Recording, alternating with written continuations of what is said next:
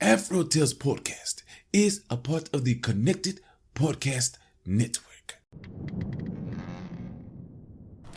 Chef. Yes, Glio. Don't you love how we get to share our stories and recipes? Yes, I enjoy it greatly. Do you know what makes it possible for everyone to hear us? Yes, Glio. Our voices, obviously. True, but it's also Anchor, a hosting platform that distributes the podcast to places like Spotify, Apple Podcasts, and others. Oh, yes. And isn't everything needed to make a podcast in one place? That's correct. And the best thing of all, Chef, it's free. Free, you say? Free. And all I had to do is download the Anchor app or go to anchor.fm to get started. So, you just had to download the Anchor app or go to anchor.fm to get started. Yep. Download the Anchor app or go to anchor.fm and do what we're doing now. Fantastic, Grio. Simply fantastic. I know, Chef. I know.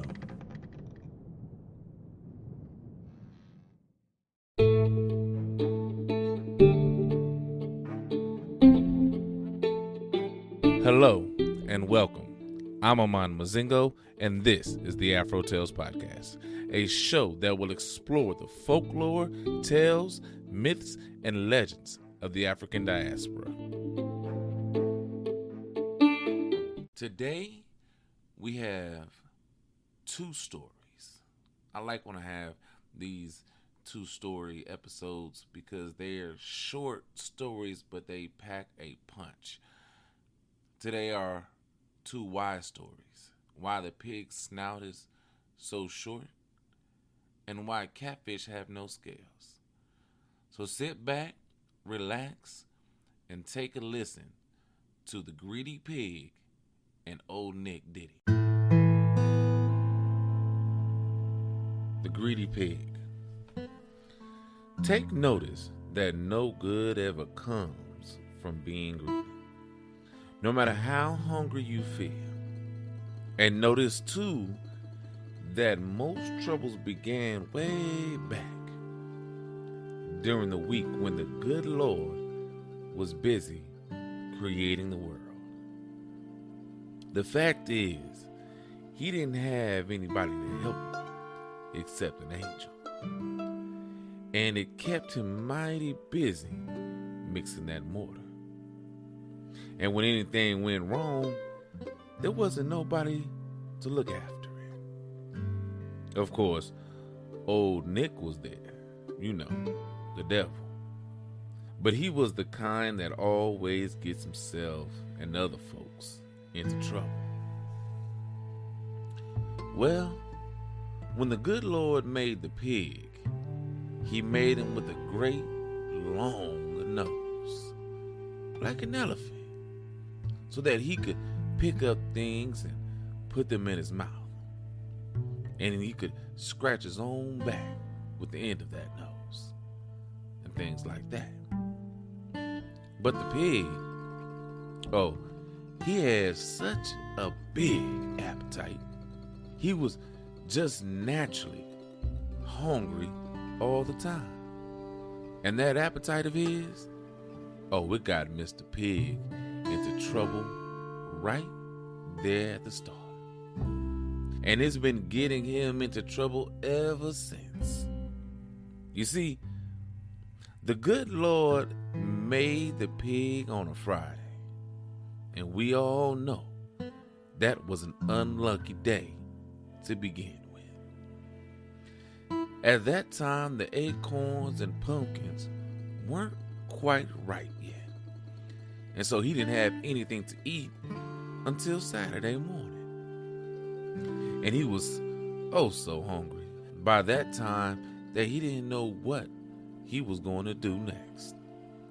Well, when they went out on Saturday morning to feed the stock and they threw some corn over the fence, that Mr. Pig ate the corn with his mouth and fed it in with that long nose so fast that other animals couldn't so much as get a taste of anything. When the good Lord saw the way things were going, he knew that it would never do. So he reached over the fence and picked up that pig by the middle of his back and laid him on the block. Took a hatchet, he chopped that nose square up close to his mouth.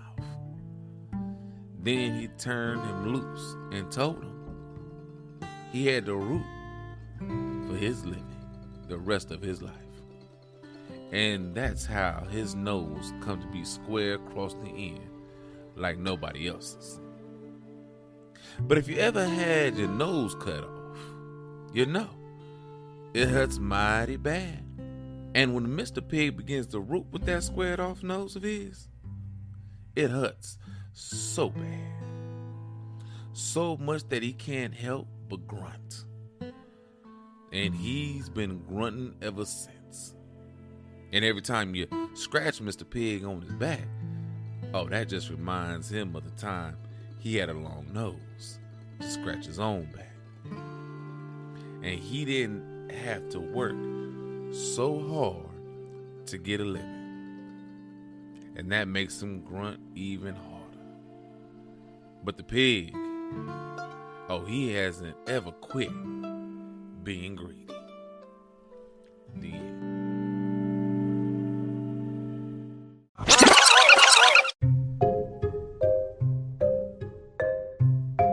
Old Nick did it.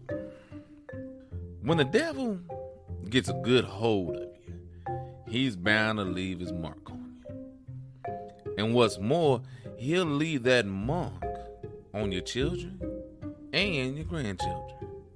And that's the way it was with the catfish. If he had kept out of the devil's hands, he'd been okay. A whole lot better looking than he is now.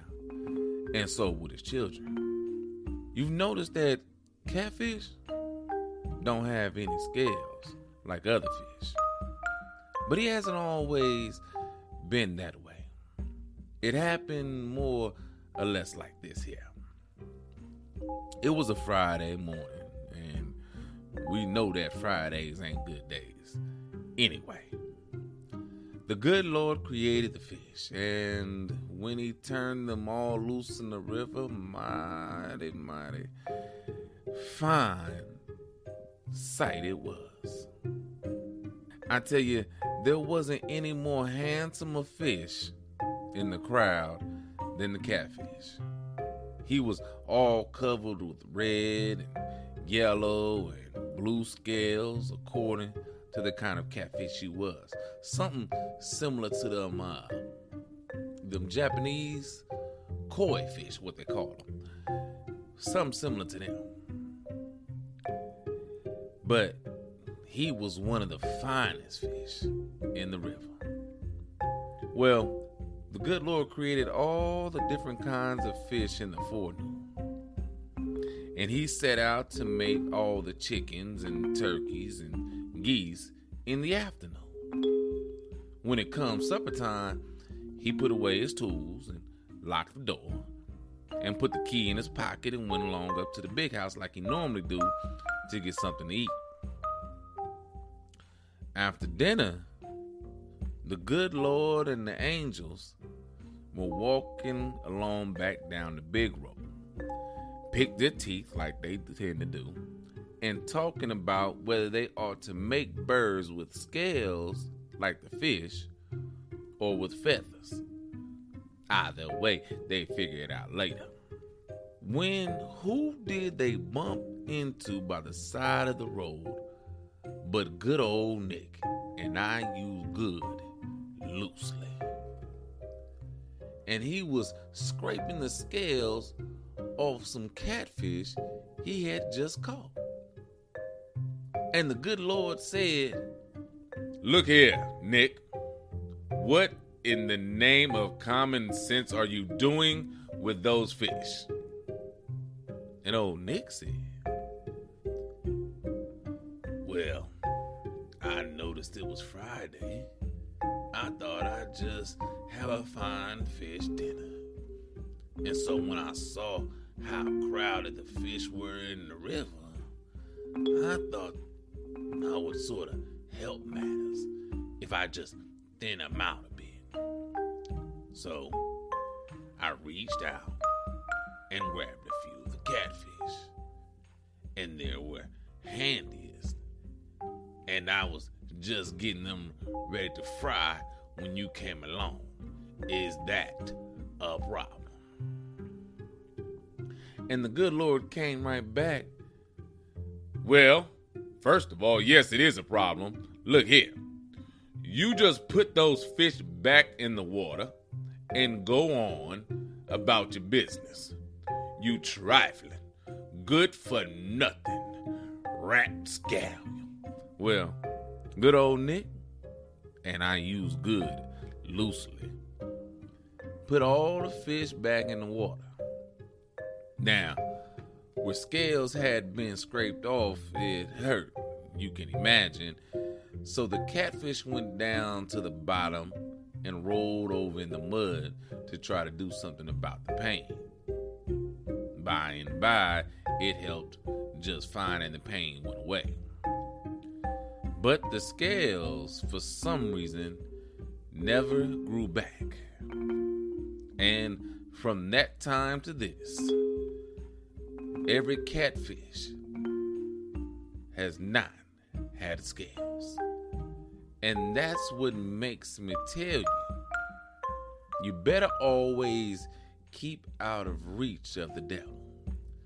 Because if you don't, he'll make trouble for you and all your kinfolks. The end. Wow. The greedy pig and old Nick did it, right? Okay. Old Nick probably influenced the greedy pig to be so greedy, you think? I don't know. But in the second one, I really can't fault old Nick. Like, he was like, yo, y'all got a whole bunch of fish in here. Psst, why not let me barbecue some? God over here and the angel can't have no barbecue. Can't have no fried fish. I don't know. It's kind of messed up, but whatever. But yeah, so what did we take from the stories? I think the first one, the greedy pig, just shows us that we can really lose our blessings being too greedy. And I'm not saying that, as far as being too greedy, like, you're working harder to get more blessings. No, just when you get a blessing and you get a blessing that can benefit others as well as yourself, but you don't spread that wealth. Some wealth you get is for you. And we know that. But like the pig, like, yeah, you got this long nose and it helps you eat and everything like that, but this food is for all of us. And you're taking it all for yourself. You're being greedy. That's not cool. So the big guy upstairs says, I can fix that. Chop. Now you got to scrounge just like everybody else. Instead of getting that blessing or just sharing in the opportunity of a blessing that you could have given to everybody. You could have let it be known to everybody. I think about people like that come up on certain stuff and you ask them how they did it or how they found the knowledge, or not necessarily, hey, put me on, but okay, where do I go to get it? And they sit there and be like, I ain't telling you how I got it. You got to figure it out yourself type, stuff. You know people like that. And, well, okay, you know what? I will figure it out myself. And then all of a sudden you see that person doing bad. It's like, yep, that's because you were being greedy. You was the greedy pig at that point. You feel me? So, I don't know. People are going to take what they want from that story. and they can apply it to their lives how they feel. Now, like I said, the second story, Old Nick Did It. I just enjoyed that story. It was fun. It was funny to me, and because I think it's funny because I know a lot of ethnic people, because I have a wide audience. I want to say ethnic people that love catfish. Me personally, I don't. I'm not a big fan of catfish. I'll eat it, but I'm not a huge fan of it. And I know a lot of people that talk about it being such a bottom feeder fish and everything like that. But this gives a reason on why is at the bottom. Why is at the bottom? You know, like yeah. Oh, Nick over here scraping me up. He ain't scraped the rest of y'all up. He just scraped me up. Like, you know, I'm in pain. We chilling down here. We ain't gonna be at the top no more. People like getting stuff that's at the top. You know, but I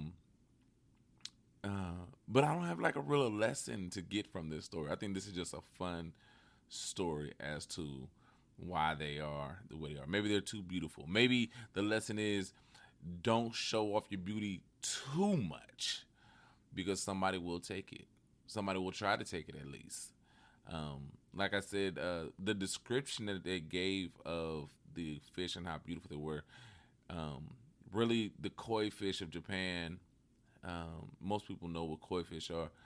The koi fish are what popped into my head, and I was like, yeah, I can see koi fish being a type of catfish. They look to me, you know, similar to just, you know, smaller catfish. That's just my personal preference, my personal observation.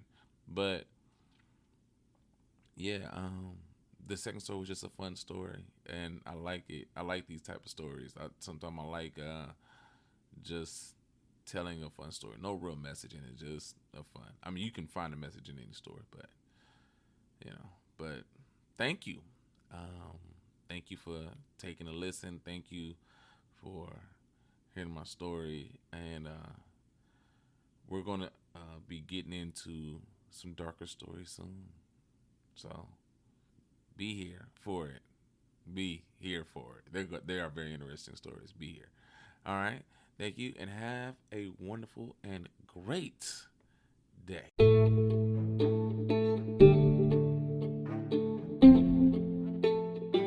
Thank you for your time. You can find us on Anchor, Spotify, Google Podcasts, or iTunes, or wherever you may listen to podcasts. You may also find us on Instagram and Facebook at AfroTalesPodcast, all one word, or on Twitter at AfroTalesCast. Please share, comment, like, leave a rating so others may find us just as you have. Again, I'm Aman Mazingo. This is AfroTales Podcast, and until next time, have a great day.